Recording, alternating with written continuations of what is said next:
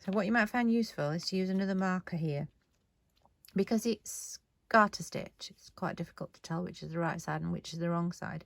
When you come to do your next square, you'll be able to tell a lot easier. But for this one, what I like to do is just put a marker anywhere on this side. So that's the right side and that's the wrong side. So now I'm just going to do row 3, which is just going to be knit.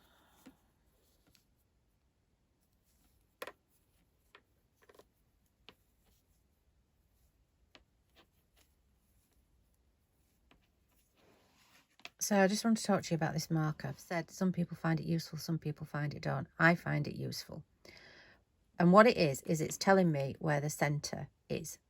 And I'm always decreasing on the centre 3 stitches. So when I put it on the needle, I put it on before I worked my decrease. So this, and I'm coming back the other way now. So that's the decrease there.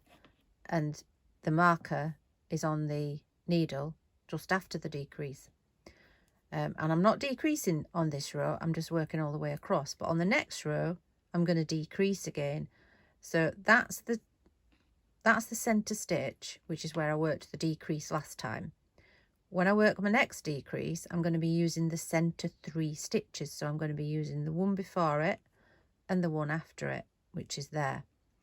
So the marker's now in the wrong place. I want the marker to be just before where I'm going to work the decrease. So I want it to be there. So all I'm going to do when I come to the marker is take it off, knit the next stitch and put it back on again. So I'm just moving it back one. So that's going to tell me on the next row where I need to work the decrease. And I just think that helps me. But if it doesn't help you, don't use it, because it's pointless if it's not helping you, because it's supposed to be there to help you. There are other ways that you can make sure you know where to work the decrease.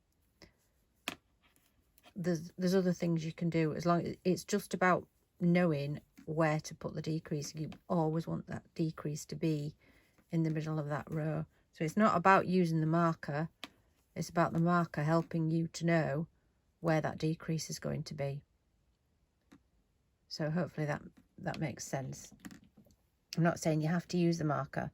I'm saying you need to find a way that you know where you need to work that decrease. So now row 4 says knit 12 and then slip 1, knit 2 together, pass the slipped stitch over. So if I've done it properly, my marker should be positioned at the point where I want to create the decrease. So if I knit 12 stitches, I should then come to the marker.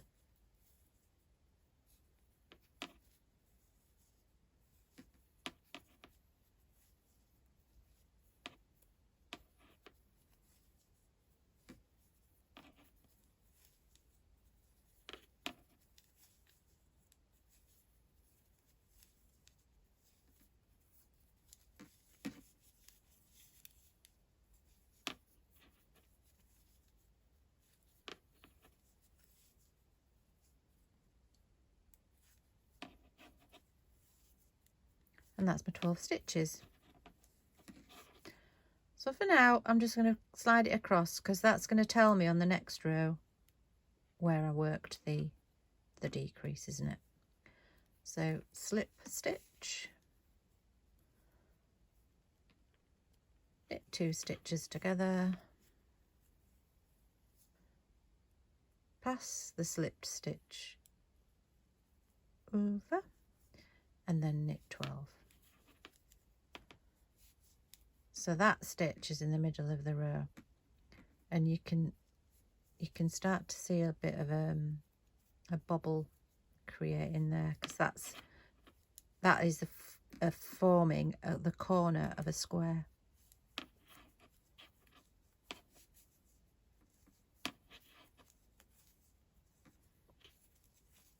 So this is row 4. Row 5 is the wrong side row where I just knit. So row 5.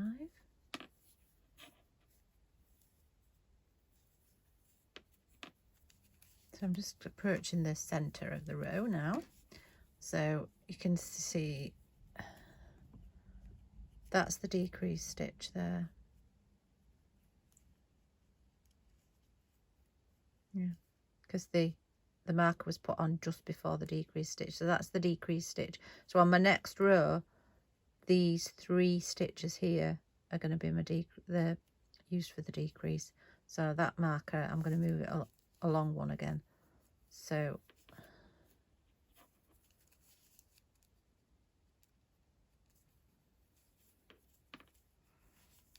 I'm going to take it off, knit one, and pop it back on again. And then carry on knitting. Okay. So I put in the instructions that you continue in this way, using the garter stitch and decreasing on the center 3 stitches of every right side row until you've got 3 stitches. So if you carry on using the marker the way that I've described to you, it's always going to be there. I should have 11 stitches before the marker. 2, 4, 6, 8, 10, 11 stitches. Then I'm going to decrease there. So those 3 stitches are going to become 1 stitch. And then I've got 2, 4, 6, 8, 10, 11. And then the next time I decrease, it'll be 10 stitches, then a decrease, then it'll be 9 stitches, then a decrease. So it's going to just carry on in that way. So the other thing you can do is literally just write down 11, 10, 9, 8 and tick them off as you do them. And some people find that a more satisfactory way of keeping a track of what you're doing. So give it a go and find out what works for you, is what I would suggest. So I'm on row 5 now.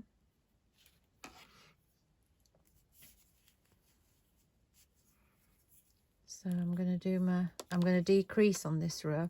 So before I start, so because I've put that little green marker there, I know I'm on a decrease row now. So that's just there to tell you on this row I am decreasing because I'm on the right side of my work.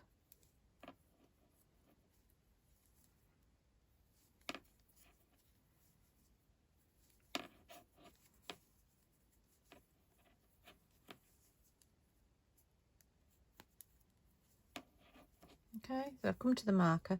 So if you slip your marker across and then just do a little double check, because what you should have is you should be able to see the decrease stitches all underneath that stitch. So you should be able to see that you're in the middle of the row. So that was the previous decrease stitch. And that was the one before. So if I can see that that's where I've got to, that's another little double check that I'm in the right place. And obviously you can always count your stitches. So if those are the middle 3 stitches, I should have the same amount of stitches there as I've got here. So if you're ever sort of not sure, am I in the right place, that's another little way of just assuring yourself that you are in the right place. So slip that stitch. So knit those 2 together, slip that stitch over,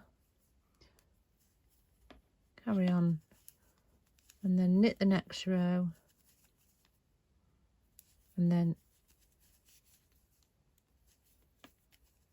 I'll be onto another decrease row. So you're just alternating those rows, decrease row, knit row, decrease row, knit row. And you'll find eventually that you've only got 3 stitches left on your needle, and that is at the point where I will show you what needs to happen next. Okay. Here we go then. I've got a square. I've got 5 stitches left. I'm on my decrease row, so this is going to be my last decrease row.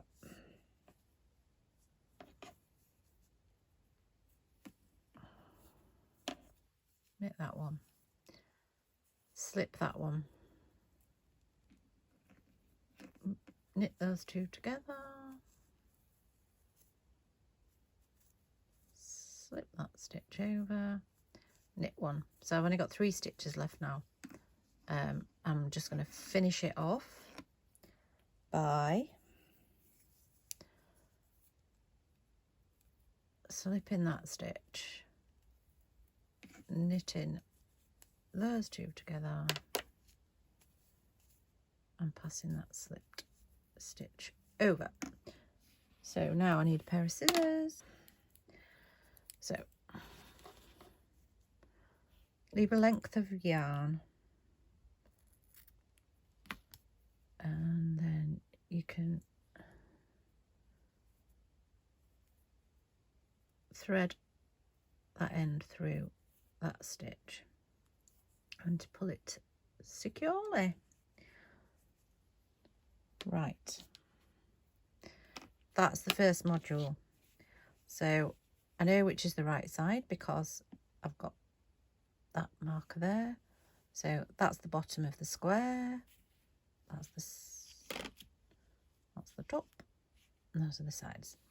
So what we're going to do now is we're going to do another square, and it's going to be attached here at this side. Show you one that I've already done. Okay.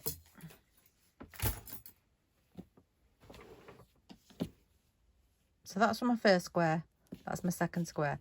The only thing about this one is I've not done it quite right because I've not got it flat on there. So I'm going to show you how to avoid.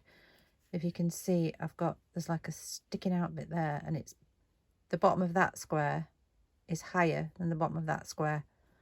So I'm going to show you how to avoid that happening. But this is what we're going to do. So that's square 1. This is square 2. And we're going to make square 2 next. Or module 2, whatever you want to call it.